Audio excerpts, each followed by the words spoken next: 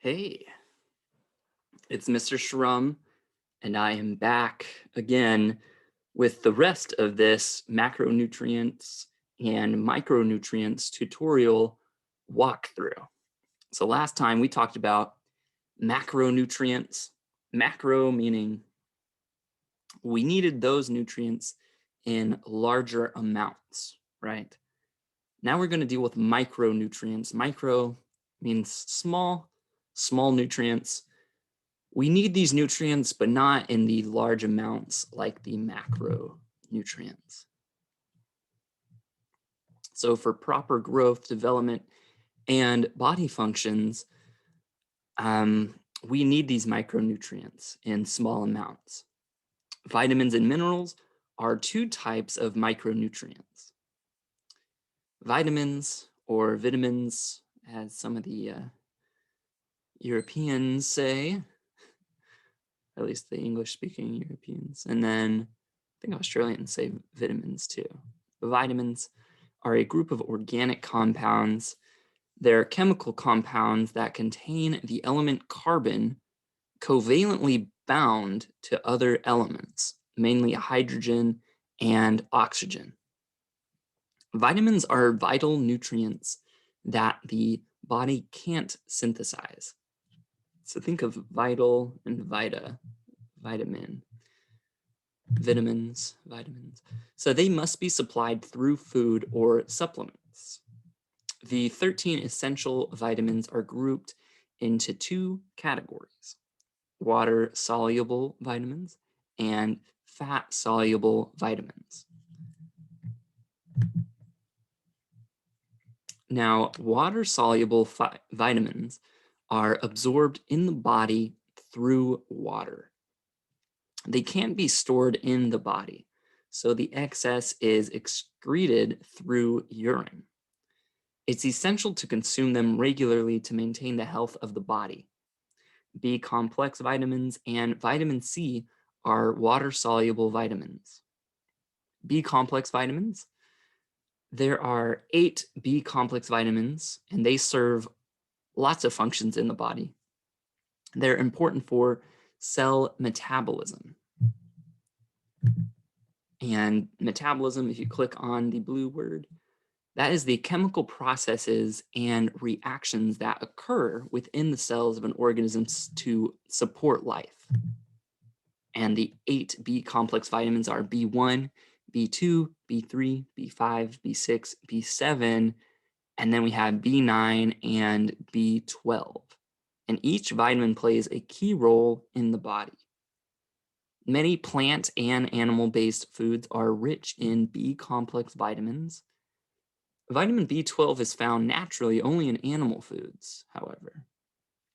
Plant-based foods can be fortified with the vitamin during processing. So if you are not eating animal-based foods like meat, fish, eggs, cheese, or milk, you will need to take a B12 supplement or foods that have that vitamin added in during the processing, just to cover all of your health bases. Then you have vitamin C. Vitamin C plays key roles in immunity, healing, and skin, bone, and connective tissue development. It helps the body absorb iron from plant sources, and it also acts as an antioxidant. A deficiency in vitamin C may cause scurvy, and that is characterized by weakness, fatigue, skin rashes, bleeding gums, and poor wound healing. This disease was once very common among workers on trade ships. They worked on these ships, and fruits and vegetables were not available on these very long sea voyages or trips. Citrus fruits like oranges, lemons, limes are particularly rich in vitamin C. People who smoke have higher vitamin C recommendations due to the damage caused by smoking. However, a higher vitamin C intake doesn't negate the harmful effects of cigarettes. So, you're just better off not smoking anything, honestly. So those were water soluble. We had B complex and C. Now we're getting into fat soluble vitamins like D, A, E, and K. And these vitamins are capable of being stored in the body for longer periods. But mega doses of these vitamins can be toxic. So sometimes you have to be careful with these supplements and vitamins. Vitamin A is essential for healthy eyesight, immune function, bone growth, tooth development, and cell growth. Deficiency in vitamin A can cause night blindness. Vitamin D is needed for the absorption of blood calcium and to support bone health. The body can synthesize vitamin D when exposed to ultraviolet radiation. People who don't have sufficient exposure to sunlight, who live in colder climates, or have certain medical conditions may have a lack of vitamin D. They can benefit from supplements under a doctor's supervision. Lack of vitamin D causes rickets, which causes imperfect calcification in the bones, especially in your lower region like the legs. And vitamin D deficiency increases the risk of cancer and hypertension. So vitamin D is a big one, and you can get that from the sun as well as food sources. But if you live in the more northern or very, very southern, where it gets very, very cold in certain parts of the earth, you may need supplementation. Then we have vitamin E. Vitamin E acts as an antioxidant, in the body and protects cells against damage. It protects vitamins A and C, red blood cells, and essential fatty acids from destruction. Vitamin E also plays a role in immunity and in maintaining healthy skin and eyes. Vitamin K plays a critical role in blood clotting and bone health by helping with the synthesis of proteins responsible for blood coagulation and calcium binding. This vitamin is synthesized in the body by the normal flora of bacteria in the intestine. Dark green vegetables are a good source of vitamin K. People who take blood thinners for heart conditions are at a risk of vitamin K deficiency.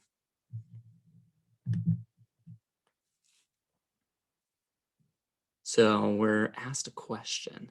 People who take long-term antibiotics or take antibiotics frequently are at a risk of vitamin K deficiency.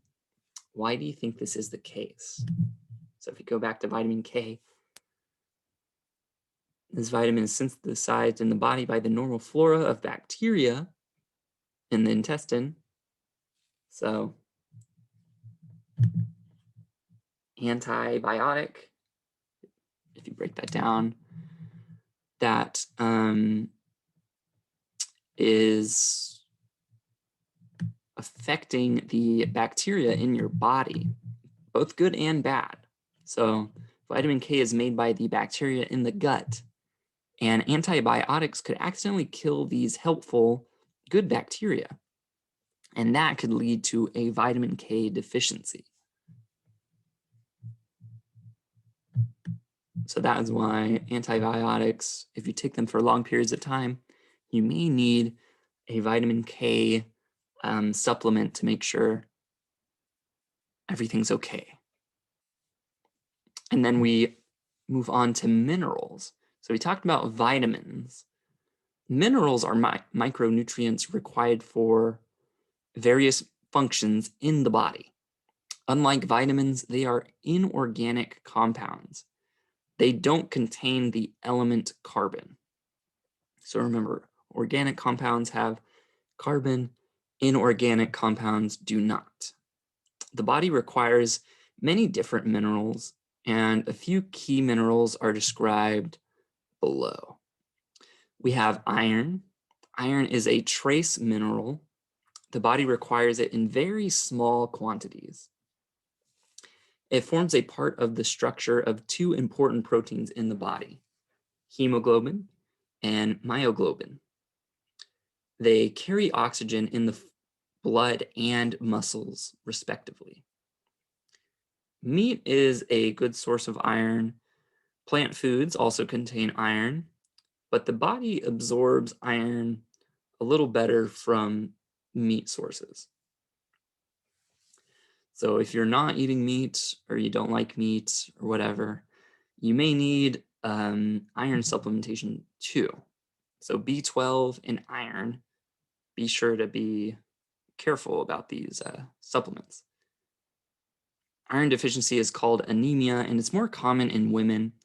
Remember how premenopausal women need nearly twice the amount of iron as men their age because of blood loss from menstruation. So having a period every month means you need a little more iron to make up for that blood loss. Then there is calcium. Calcium is needed for healthy bones and muscles. It plays a key role in the contraction and relaxation of muscles. Dairy products are the most common source of calcium. Hypocalcemia is the condition of having low levels of calcium in the blood. Hypo means low, and calcemia is related to calcium, so this just means low calcium. The condition may also be caused by low levels of vitamin D, which is essential for the absorption of calcium. Long-term calcium deficiency leads to decreased bone mineral density, and this is called osteopenia. Osteopenia is a precursor to osteoporosis, and that's a condition in which bone density is extremely low, leading to an increased risk of fractures. Sodium and potassium, we have sodium and potassium, and they help maintain the fluid balance in your body and trigger electrical impulses in the nerves. Table salt, sodium chloride, is the easiest available source of sodium. The majority of salt in the US diet comes from salt added to processed food and fast foods. A high sodium diet increases the risk of blood pressure and heart disease. Potassium is found in fruits and veggies. So, salt, you do need sodium, but I would, if I were you, now I'm no dietary, no, I'm no dietitian, but if you can only consume processed foods moderately and fast foods only once in a while, right? And cut down on your sodium, cook more stuff at home, that will make your diet a little more healthy. High sodium, too much sodium, that can risk a lot of things. Phosphorus is one of the most abundant minerals in the body. It's found in every cell, and its main function is the formation and strengthening of bones and teeth. Protein-rich foods such as meat and milk are the main sources of phosphorus, but there are phosphorus in other forms of food as well. Zinc. Zinc is a critical trace mineral that forms a part of many enzymes that carry out vital functions. Excuse me. Zinc plays a role in the functioning of the immune system. It's also required for blood clotting and the healing of wounds. Dietary zinc can be obtained from beef, fish, and shrimp. Plant sources include nuts, seeds, spinach, and mushrooms. Zinc is more easily absorbed from animal sources than from plant sources. So sometimes plant forces, plant sources are hard to digest or use the minerals and vitamins. The body can't use them as efficiently.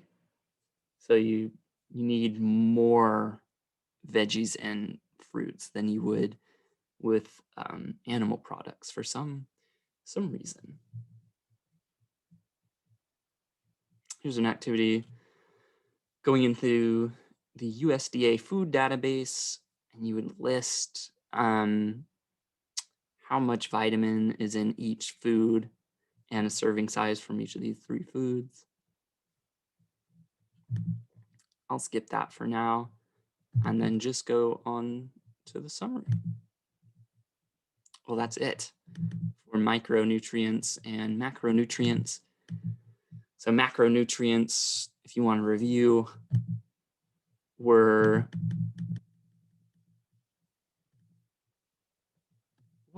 here. And we had proteins, carbs, fats.